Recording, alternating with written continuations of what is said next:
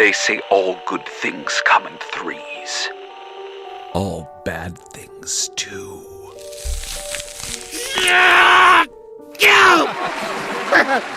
Mr. Graves is back and presenting you with an all-new season of terrifying tales, and it's bigger and better than ever. What? I scare you boys.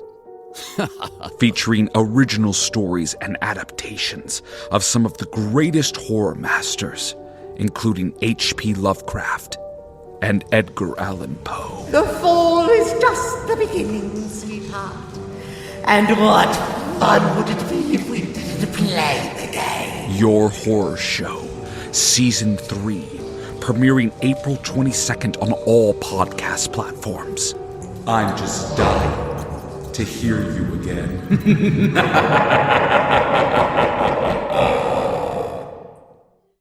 For the best listening experience, headphones are recommended.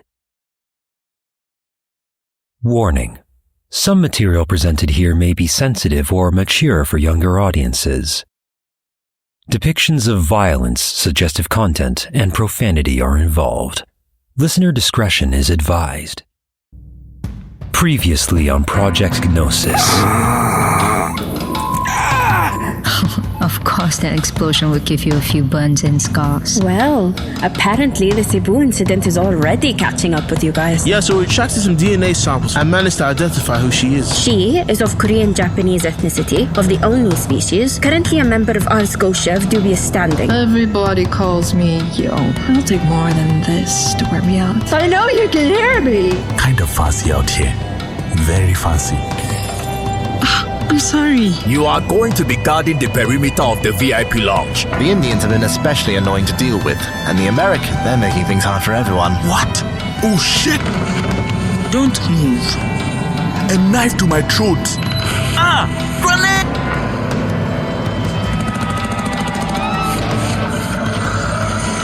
Idiot! Stop stumbling around and come with me. Look, I was just... Shut it. You may need to speak with my partner. The contact she calls has one name. Solomon. Chapter 6. Fortune Favors the Bold.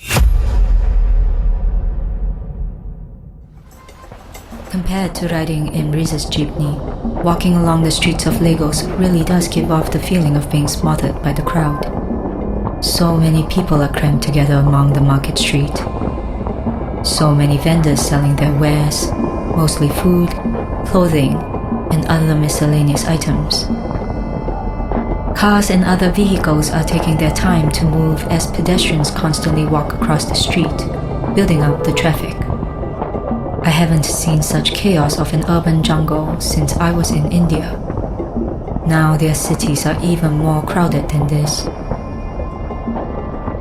Riz and I follow Solomon and Abimelech down to the marketplace since Saul insisted that he might need backup, just in case of ambushes. I would be concerned about Riz and I in public, but Saul assured us that if hunters were attacking us, they wouldn't do so in front of so many witnesses. And he had an ally known for eliminating hunters who would dare to try to do anything foolish in Lagos. Riz, are you sure we should be holding hands? With this crowd, I think it would be easy to get lost here. I mean, neither of us know this place well. Riz, people are giving us weird looks. They might think we are an item. Don't worry. This isn't some roundabout way of being romantic. I'm just being pragmatic. Oh, sure, Riz. I'll take your word for it. Hey, Sol, Abe, how much farther? Through this upcoming junction. Take a left.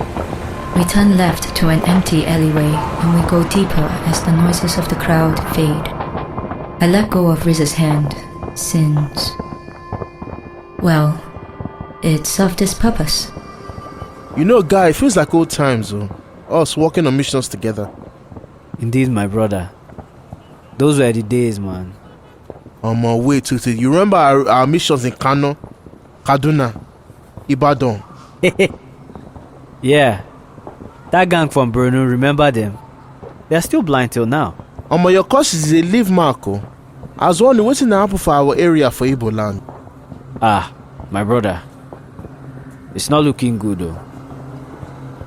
Men of the sea are encroaching through River State as we speak. And even those hyena-headed men from the north are moving south towards my home. It's crazy. So an invasion to Fiakwa. You also hear of the destruction of the refineries where Albion Hermetic are owned, no? Ezioku nna. See, at first I thought it was Tiwa and her allies wey do am. But now I come here say the place don't destroy already. Oh, you're even talking about that Yoruba vigilante. Did someone say vigilante? She's kind of a folk heroine in this country. They corrupt, they fear her judgment. I didn't think you two would be joining forces. Bad guy, man. It was by God's grace, my brother. That's true. She was behind us. I couldn't even detect her. And it's obvious Riz couldn't either. She's slightly taller than both of us. She has light brown dreadlocks and hazel eyes, wearing something that looked like a ghillie suit over some tactical gear. She calls a helmet on her arm. It looks like the head of a hyena. Do you really need to appear from your hand? I beg, move. Vigilance is a good quality to have. But it seems some of your company doesn't have it. Well, for a human, you are pretty good at keeping yourself undetected. No smell, couldn't even hear your footsteps. To have mastered such stride that can even keep non-humans on their toes is such a compliment. So I got your call. Where is he? Follow me. A dead end. But knowing these people, they have a fair share of secrets. Tiwa takes a thermos from underneath her ghillie suit and pours some liquid on the ground, forming a puddle. She takes out some container and marks Saul and Abe with some black pigment. She comes to apply it to Riz and I, though we are confused what it's for. She also marks herself. Do I really have to go this way? I get nauseous every time now.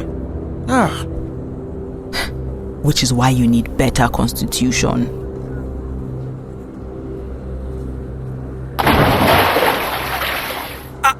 I know. She just jumped into the puddle and disappeared. Horseboy, just follow her lead. Saul and Abe follow suit. Riz steps in hesitantly. He turns to me and shrugs. Then he jumps in. Well, here I go. Jumping into the puddle feels less like I jumped into water and more into a thick black fog. Eventually, the fog thins and my vision clears, revealing my arrival in some lit yellow platform in the middle of an empty void. I walk on the black ground, which is nothing but shallow water, at least as deep as my foot. The platform has cabinets, drawers, a simple cot, a TV, a stove, a fridge, a pile of armaments, and a table filled with chemicals and strange devices. There's another guy sitting on a chair near the fridge. I notice no one has a mark on their face anymore. Maybe that was a tag that allows us to enter this realm. The hell is this place? My safe house. Obviously. So you're the one that Tiwa took from the nightclub? Look! I was minding my own business and...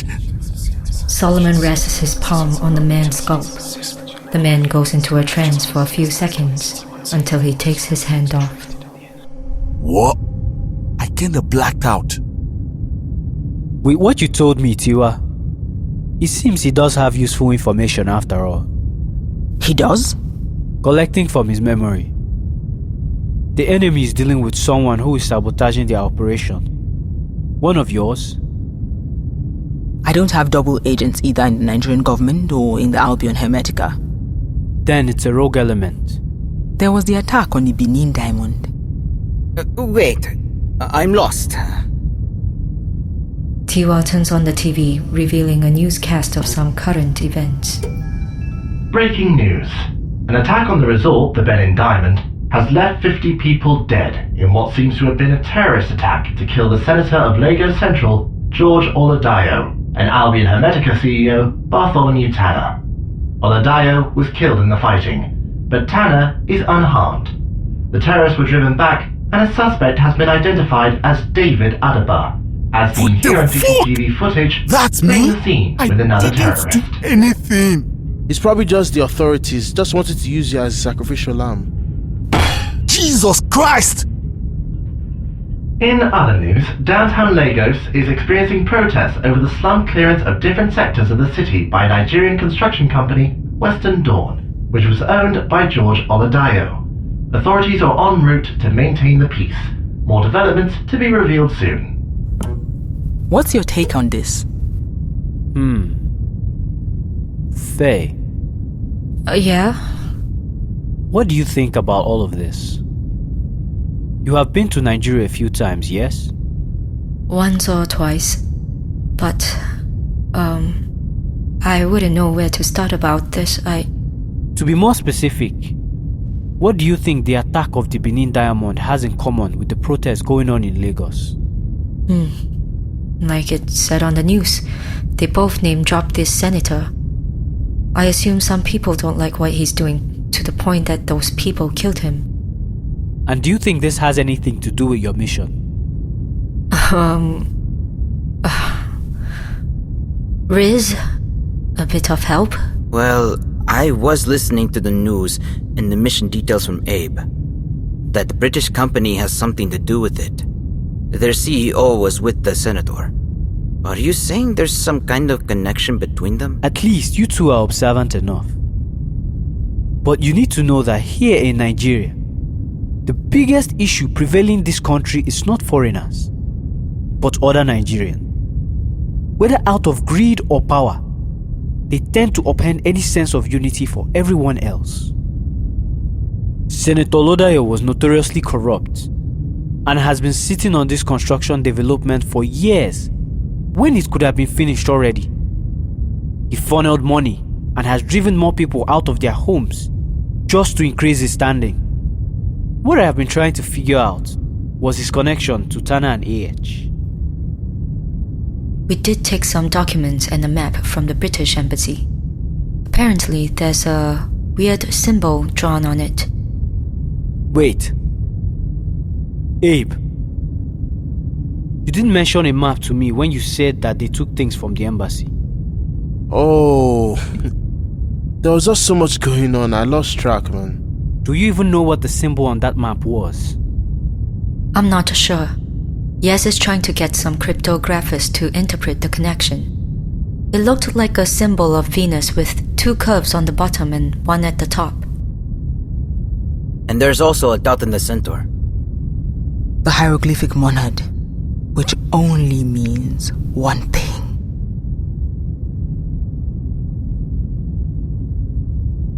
The shadow of the crown is involved in this. Excuse me, who? First, I need to see that map.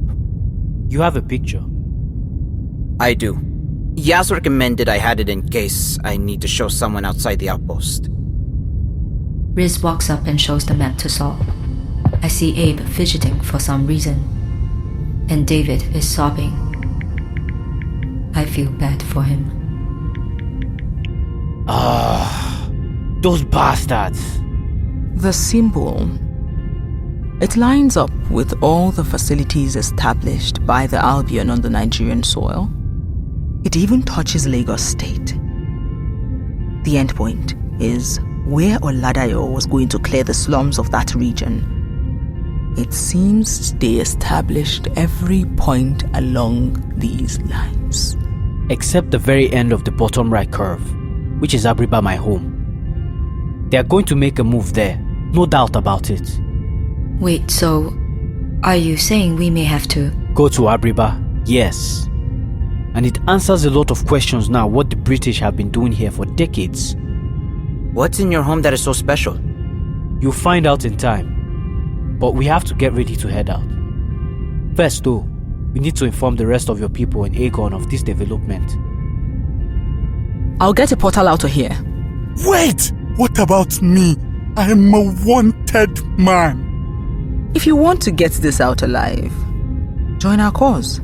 Because where can you go from here? Fuck! Alright. Abe, I need to have a word with you. In private. Right, look. It was an honest mistake about the map, man. Regardless, it would have made things much easier on us if you had mentioned this. I'll admit, I'm kinda nervous about all of this. What do you mean? I have a bad feeling about what's going on. I dealt with gangsters and corrupt politicians in the past. But I think we are missing a lot of important pieces here. We can figure this out. Fei, this is not a show of weakness. But am I cut out for this job? Wait a minute. I thought you were the confident type. But I am also realistic. I know I'm a simple horse. I prefer if the bad guys were in front of me. But the politics and this cloak and dagger, they aren't things I'm good at. Well, you helped me decipher this part of the puzzle. I think you are doing things well so far. Maybe a bit. Alright, we go back to base. Can I have a disguise? I have something. An invisibility cloak. Just follow me closely. Tiwa pours a liquid from another thermos in the black waters. The liquid turns into a portal on the ground. She hops into it, and we follow suit.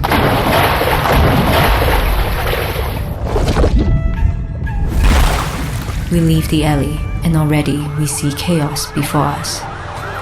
Crowds of protesters combat the police, who hold a line with their riot shields.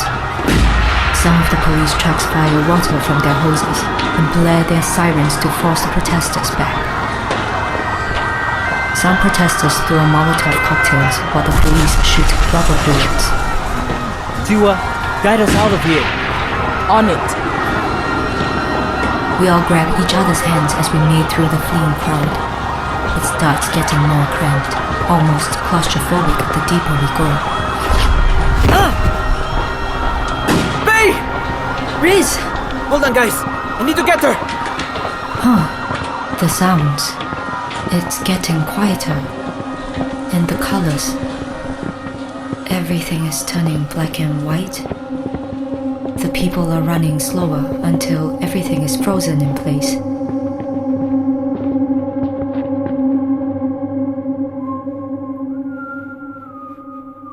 That whistle. Its tune. So familiar. I only heard it once before. In Cebu.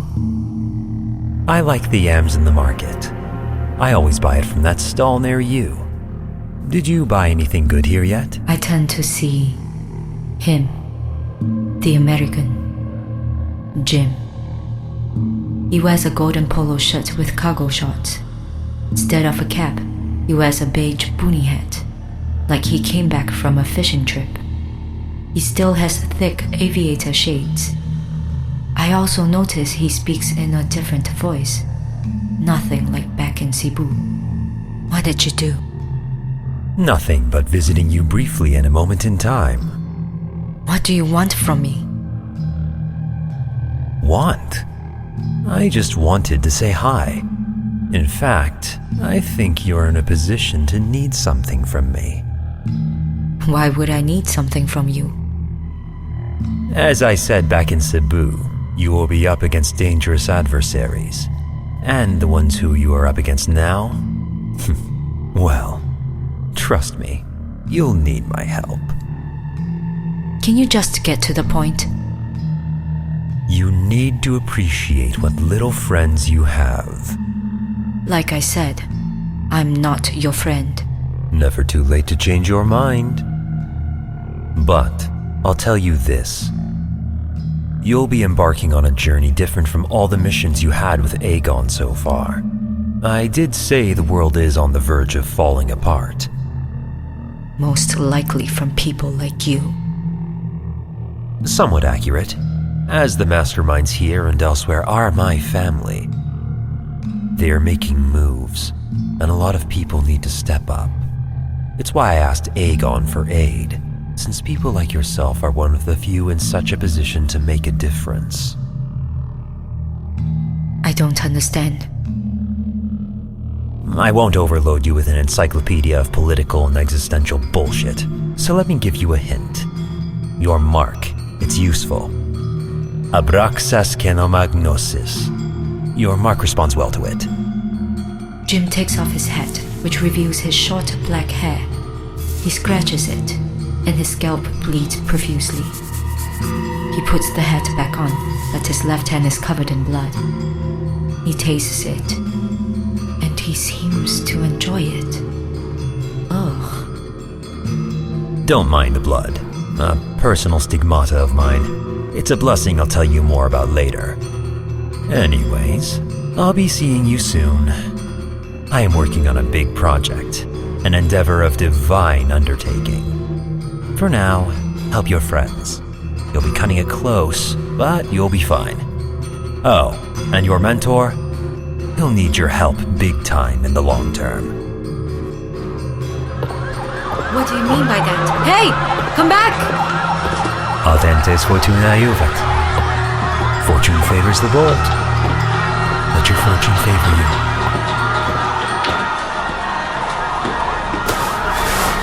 Come on. We need to get out of here. I slowly nod, and I see Jim is long gone. Only the fleeing people remain. We rejoin the others and move away from the source of the riots. As we pass by one of the buildings, I see someone on top of one of them a few blocks away. It looks like a person in black with a golden helmet and a dog. But it didn't look like a dog. It looks like it is shining in the sunlight. I know they are staring at me. They wanted me to know they are here. And I have a feeling I will see more of them.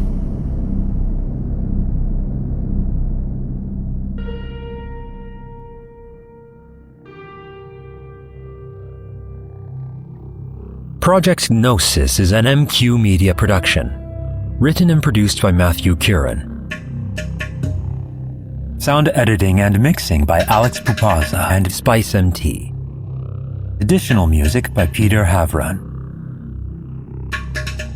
If you want to know more about Project Gnosis, check out more episodes on various podcasting platforms. You can also follow us on places like TikTok or Twitter for more updates. If you want to be a supporter, we have our website where you can join and have access to all sorts of content, such as behind the scenes. If you have any inquiries, message us at projectgnosisthestory@gmail.com. This is Project Gnosis. More to come soon.